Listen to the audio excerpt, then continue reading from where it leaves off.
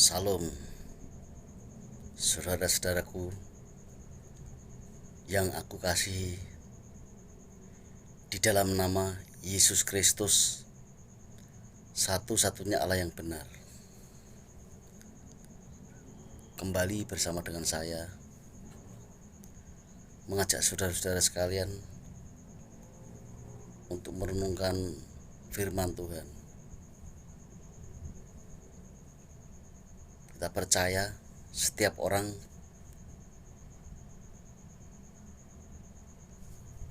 pasti perlu paham akan kebenaran firman Tuhan, karena firman Tuhan itu banyak yang harus dibedah, banyak yang harus dipelajari. Jika kita mengaku percaya kepada Tuhan dan begitu tidak paham akan arti firman-Nya, kita hanya mengerti menurut kehendak kita sendiri. Untuk itu, setiap orang percaya ini bisa dipakai Tuhan untuk saling melengkapi apa yang Tuhan berikan pemahaman atas orang-orang tertentu yang dipakai Tuhan. Saudara, ketika saya membuka Facebook, ada seorang teman. Dulu pertama kali saya mengenal Tuhan Yesus Kristus bersama-sama dengan orang ini ke gereja, salah satu gereja. Jadi selain teman Facebook, dulu juga teman satu gereja. Pernah dibaptis bareng sama dia. Sekarang dia juga menjadi istilahnya pendeta dari gereja tersebut. Karena cabang sinodenya banyak, orang tersebut bisa melayani khotbah di mana-mana. Ketika suatu saat seseorang ini mengirim ayat firman Tuhan, cuman ayat begitu aja. Bunyinya begini: orang fasik tidak akan tenang dalam hidupnya, kira-kira begitu. Saya berpikir, apa itu fasik? Jadi setiap apa yang kita dengar, kita dengar itu memicu pikiran saya dan ingin mencari tahu apa itu, ya, kebenarannya gimana. Apalagi tentang firman Tuhan, yang bukan firman Tuhan saja bisa membuka pikiran saya untuk mengerti akan kebenaran. Inilah jika seseorang dibuka pikirannya untuk bisa mengerti kitab suci. Dulu juga tahu saya tentang hal begitu. Tidak tahu akhir-akhir setahun 2 tahun ini bisa memahami yang walaupun tidak ada yang jelaskan, hanya melihat sekilas apa gitu bisa menginspirasi pikiran saya untuk mencari kebenaran dari firman Tuhan. Dan pada saat ini saya merenungkan bahwa orang fasik itu banyak hal yang dibicarakannya di banyak perjanjian lama, perjanjian baru. Tapi saya akan menyorot satu ayat saja yang membuat setiap orang akan merubah cara pola pikirnya, sehingga apa itu fasik tidak menimpa dirinya. Ketika mereka berbuat fasik, mereka akan segera meninggalkan fasikan itu. Ya, tidak usah terlalu berbelit-belit, yang gampang-gampang saja, saudara. Saya mau mengambil satu ayat firman Tuhan dari surat Yudas ayat yang keempat. Begini bunyinya.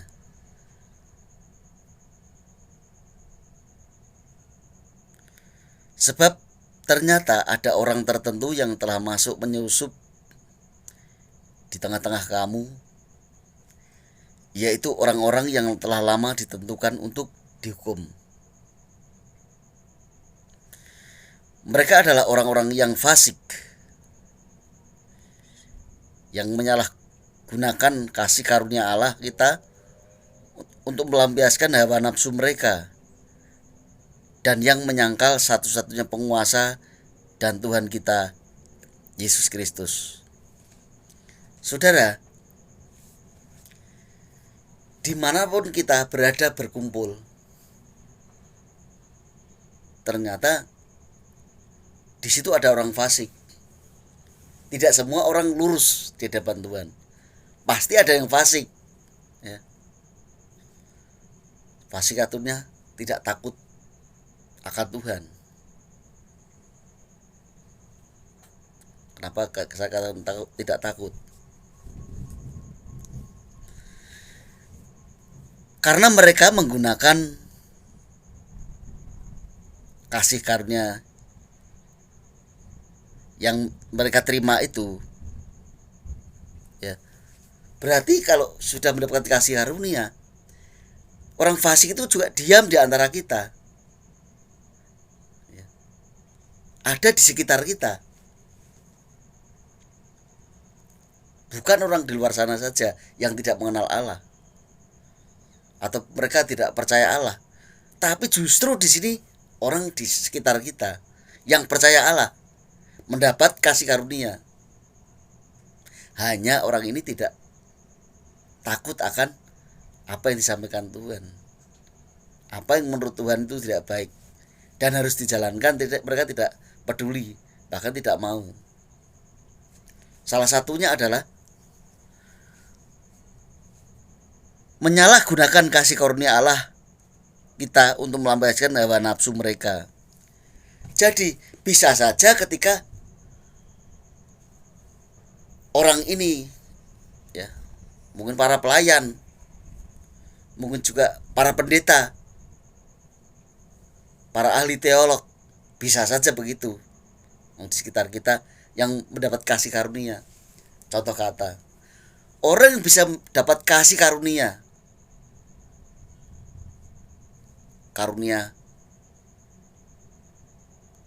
berkhotbah misalkan. Karunia berkhotbah itu hubungannya dengan firman Allah. Tujuannya apa? Firman Allah dikhotbahkan. Seorang yang dipercaya Tuhan dikasih karunia untuk orang itu bisa berkhotbah tentang mengertikan firman-Nya, supaya disampaikan penyambung lidah Allah, supaya orang bertobat. Salah satunya tidak melakukan keserakahan dan sebagainya,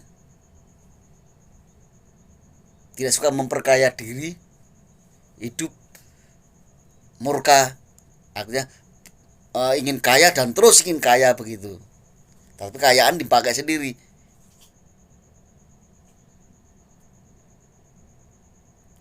Ya. Tetapi di dalam diri mereka, orang ini melampiaskan hawa nafsu sebesar-besarnya dengan cara menjual firman Tuhan,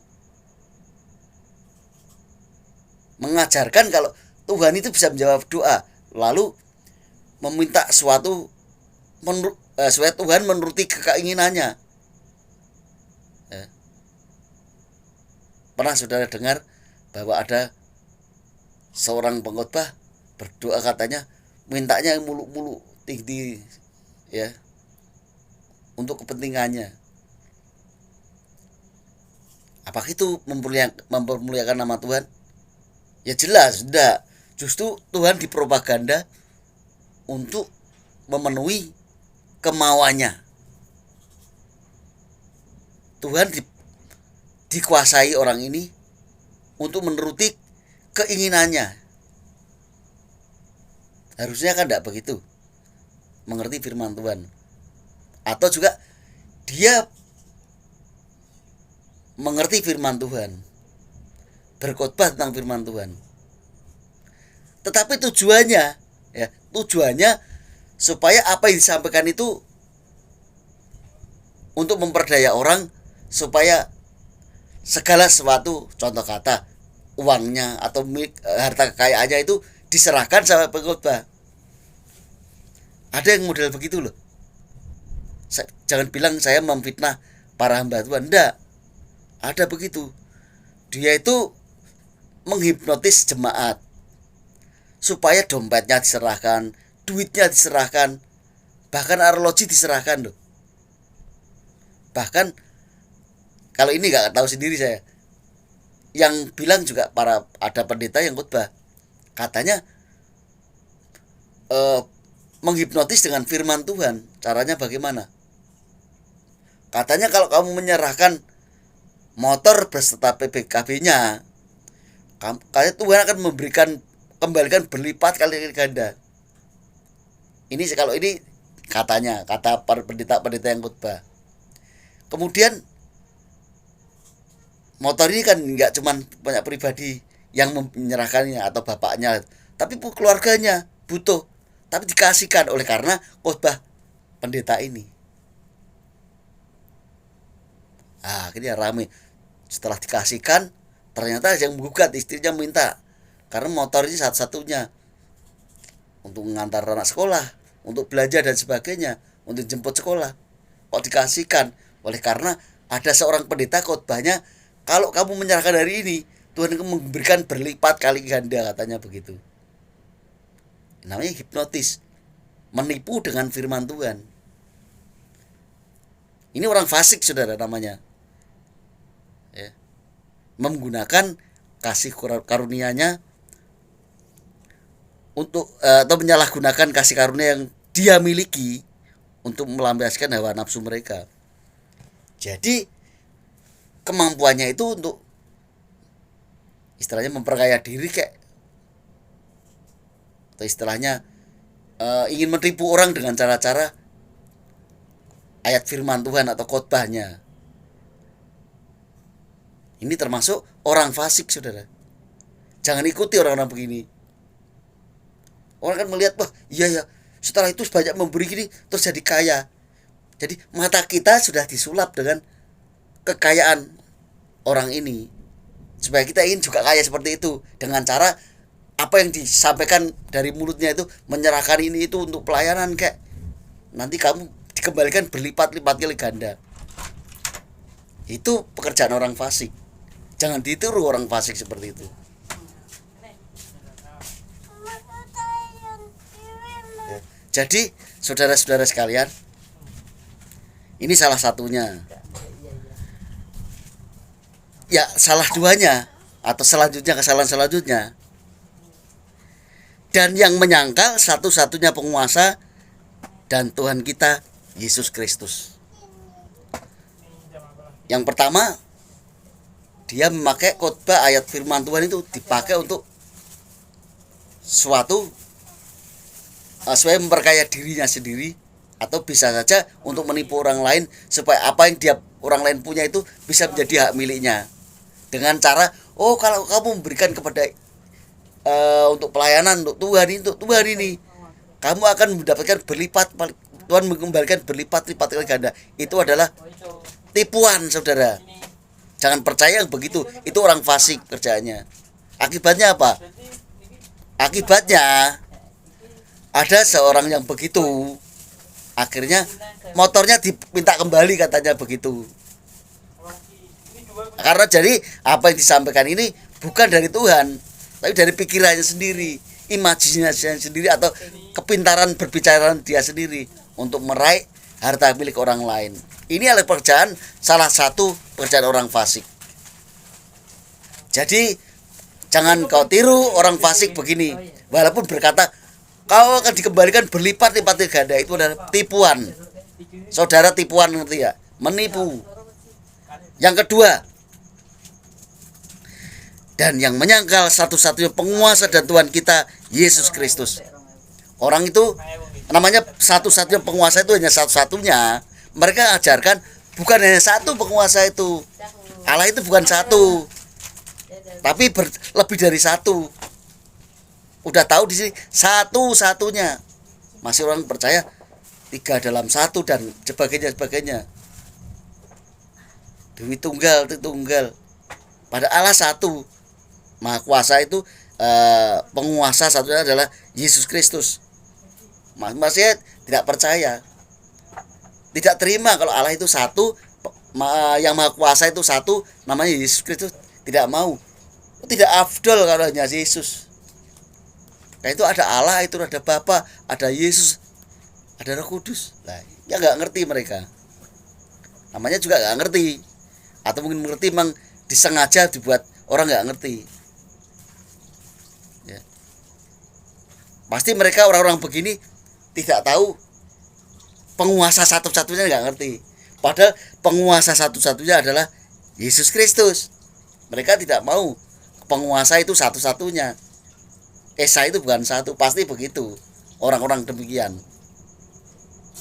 Ya, kalau mengerti bahwa penguasa satu-satunya, pasti yang sembah Allah yang satu. Itu namanya fasik. Jadi definisi fasik apa sih? Ada dua kemungkinan. Yang tidak takut akan Tuhan, walaupun mereka ngerti, atau memang tidak ngerti dikasih tahu masih nekat, itu fasik. Ya, bersyukurlah saudara-saudara yang mau menuruti firman Tuhan. Ini firman Tuhan berkata begitu. Jadi penguasa satu-satunya, mereka disangkali atau ditolak, tidak percaya. Misalkan, hei saudara-saudara, sembahlah Yesus Kristus, satu-satunya Allah, satu-satunya penguasa dunia jagat raya ini, satu-satunya penguasa kehidupan kita. Bahwa tidak bisa, Pak. Misalkan ada seperti video saya yang sebelum ini berkata, doa itu kepada Yesus Kristus. Ini Yesus juga berkata, doa kepadaku dalam namaku. Tidak dikatakan doalah kepada Bapa, kepada Yahweh dalam namaku, enggak. Kalau sampai saat ini banyak orang bimbang, doa aja bingung, itu fasik juga. Udah dikatakan doa kepadaku ya dalam namaku, aku akan melakukannya. Mana itu? Yohanes 16 ayat 26, Yohanes 14 ayat 14. Doa kepadaku dalam namaku. Pada hari itu engkau akan berdoa kepadaku dalam namaku. Tapi sampai sekarang banyak orang bimbang dan memilih apa yang dinasihati pemimpin dunia mereka. Bapa yang kami kenal dalam nama Yesus. Apaan begitu? Doa itu kepada Yesus, bukan Bapa yang kami kenal dalam nama Yesus. Bapa Yesus, Bapa dalam nama Yesus, tidak ada begitu. Doa itu ya kepada Yesus Kristus. Boleh saudara baca Yohanes 14 ayat 14, Yohanes 16 ayat 26. Itu yang memerintahi sendiri kalau berdoa. Kalau saudara masih tegar tengkuk, keras kepala, berdoa Bapa di dalam nama Yesus Kristus, doa kepada Bapa yang kami kenal dalam nama Yesus, saudara tidak ngerti sebenarnya. Penguasa satu-satunya, penguasa dan Tuhan kita Yesus Kristus, satu-satunya itu. Kalau satu-satunya berarti tidak ada lain. Ya, jangan tegar tengkuk saudara, supaya saudara tidak jadi bagian orang fasik. Orang fasik ngerti tapi nekat, tetap tidak mau percaya, atau nggak ngerti dikasih tahu tapi nekat. Ya, dasarnya bukan saudara membaca Alkitab, tapi katanya atau meniru orang lain, doanya biasanya begitu kok. Ya, doanya biasanya begitu kok, berubah-ubah gimana? Ya silahkan. Ya, jadi fasik itu pekerjaannya, apa yang diperbuat itu menyalahgunakan kasih karunia Allah untuk kepentingan diri, misalnya, untuk melampiaskan hawa nafsu, kan, untuk kepentingan diri maksudnya. Ya, saya contohkan tadi, dia khotbah sebenarnya menjual ayat firman Tuhan untuk kekayaan sendiri-sendiri, untuk menipu orang, menghipnotis dengan kata-katanya pakai ayat Alkitab. Itu fasik namanya. Yang lebih parah lagi, menyangkal satu-satunya penguasa dan Tuhan kita, Yesus Kristus.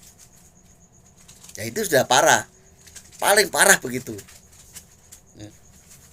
Tapi kebanyakan yang begini ini tidak percaya kalau penguasa itu satu-satunya Yesus Kristus, tidak percaya, pasti beda. Ya. Kalau tahu begini mesti tidak begitu. Apa yang mereka terima yaitu kasih karunia Allah itu harus kita bagikan kepada orang lain, bukan motivasi mencari keuntungan. Kalau saya ngomong gini kan bukan mencari keuntungan, mau di-subscribe-nya banyak ya puji Yesus, mau tidak ada yang subscribe ya puji Yesus. Toh YouTube saya ini bisa ditonton siapapun, saya tidak minta bayaran. Toh saya beli pakai data ini juga bayar sendiri. Tujuannya supaya itu apa yang Tuhan berikan kepada saya itu kasih karunia yang saya terima itu saya bagikan juga cuma-cuma, karena Tuhan berikan dengan cuma-cuma, saudara. Saya tidak punya pamrih apa-apa. Supaya saya terkenal, untuk apa terkenal, tidak ada apa-apanya. Tidak, saya tidak begitu. Tuhan memberi kasih karunia kepada saya untuk mengerti firman Tuhan, kitab suci, supaya saya bagikan juga cuma-cuma kepada saudara-saudara dimanapun saudara berada. YouTube ini kan bisa ditonton dimanapun, siapapun bisa menemukan video saya ini, ya.